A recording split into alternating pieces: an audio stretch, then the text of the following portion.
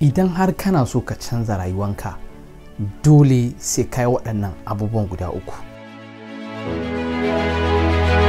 First thing idan kana so ka canza rayuwanka shine sai ka duba da waɗansu mutane kake rayuwa, da waɗansu mutane kake yawo. Har idan kana so ka canza rayuwanka, so dole ne ka dinga rayuwa da mutanen da suka fi ka ilimi, da mutanen da suka fi ka experience, da mutanen da suka fi ka komai na rayuwa. Har idan kana so ka improve, but amma the moment kana zama da mutanen da ka fi su, so you are not going to change, kuma ba za ka taɓa samun canji a rayuwanka ba. So don haka idan kana so ka ƙara ilimi, ka ƙara basira, ka zama mai hikima da basira, dole ne ka dinga zama da mutanen da suka fi ka ilimi, ka dinga zama da mutanen da suka fi ka wayo, za ka zama kana canza ba. Kamar da Hausawa suke cewa abokin barawo barawo ne, haka abokin mutumin kirki ne, abokin mai ilimi ne, abokin mai basira ne. Shin ko kin taba gani, ko shin ka taba ganin mutumin da yake da ilimi yana yawo da wanda ba shi da ilimi, ko shin ka taba ganin wanda abokanansa masu ilimi ne ba shi da ilimi? Definitely sai ka samu yana da ilimi.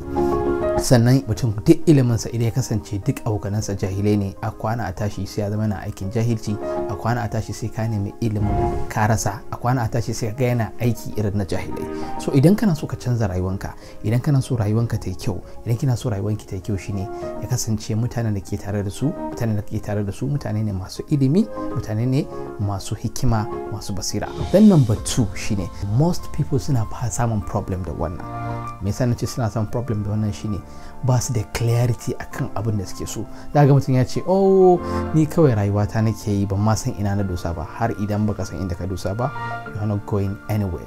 Because I believe like we have a certain energy, like a magnetic energy da yake attract mu toward what we want to achieve. So definitely dole ne ka samu clarity akan abin da kake so.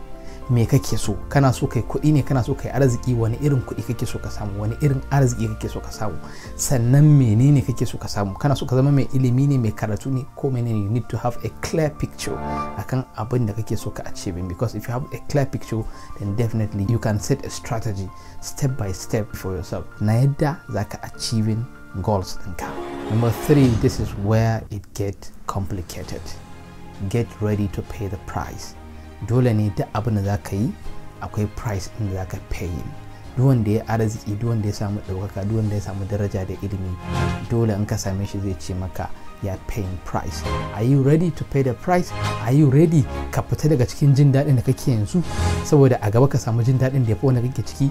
Are you ready na cewa za ka iya jurewa da jin kunya da za ka gaban mutane, da irin dariya da za a maka, da gulma, da abubuwa da yawa daga ƙananan maganganu za ka iya jurewa? Are you ready to confront society akan cewa ka kai wani abubuwan da su ba su gane ka ba?